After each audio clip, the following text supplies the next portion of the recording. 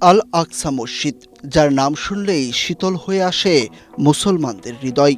মক্কা ও মদিনার পর আল আকসা মসজিদকে ইসলামের তৃতীয় গুরুত্বপূর্ণ ধর্মীয় স্থান হিসেবে বিবেচনা করা হয়। ইসরায়েলের শত অত্যাচার নির্যাতনেও আল আকসা ছেড়ে যাননি ফিলিস্তিনরা। তাই মসজিদটিকে ফিলিস্তিনি প্রতিরোধের প্রতীক হিসেবেও দেখা হয়। প্রতি বছর পৃথিবীর বিভিন্ন দেশ থেকে হাজার হাজার মুসলিম আসেন এই মসজিদ প্রাঙ্গণে। আল আকসা মসজিদ ১৪ হেক্টর এলাকা জুড়ে অবস্থিত। এই বিশাল প্রাঙ্গণে রয়েছে আল আকসা মসজিদ, এছাড়াও আছে সোনালী গম্বুজ বিশিষ্ট ডোম অব দ্য রক, যা জেরুজালেমের সবচেয়ে স্বীকৃত একটি ল্যান্ডমার্ক এবং এই দুটি পবিত্র হিসাবে বিবেচিত। ইসলাম ধর্মাবলম্বীদের জন্য মহাপবিত্র এই স্থানটির ইতিহাস শুরু হয় প্রথম মানব আদম আলাইহিসসালামের সময় থেকে। মক্কার কাবা নির্মাণের ৪০ বছর পরে আল আকসা মসজিদ নির্মাণ করা হয়।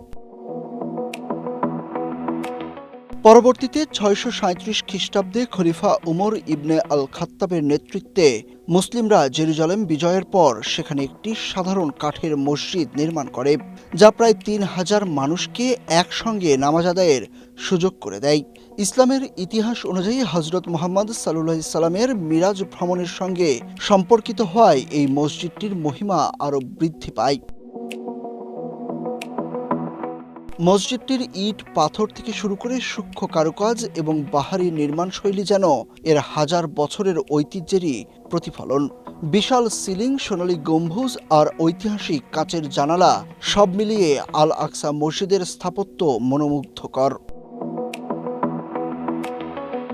৬৩৮ খ্রিস্টাব্দে খলিফা উমর ইবনে আল খাত্তাবের নির্মিত কাঠের মসজিদটিকে ৭০৬ থেকে ৭১৫ খ্রিস্টাব্দের মধ্যে উমাইয়া খলিফা আল ওয়ালিদ একটি বৃহত্তর কাঠামোর রূপ দেন। মূল গম্বুজটি তৈরি হয়েছিল কাঠ দিয়ে। কালের পরিক্রমায় গম্বুজটি বেশ কয়েকবার পুনর্নির্মিত হয়েছে। প্রথমে কংক্রিট দিয়ে পুনর্নির্মাণ করা হলেও পরে এর ঐতিহাসিক স্বকীয়তা রক্ষার জন্য সীসা আবরণ দেওয়া হয়।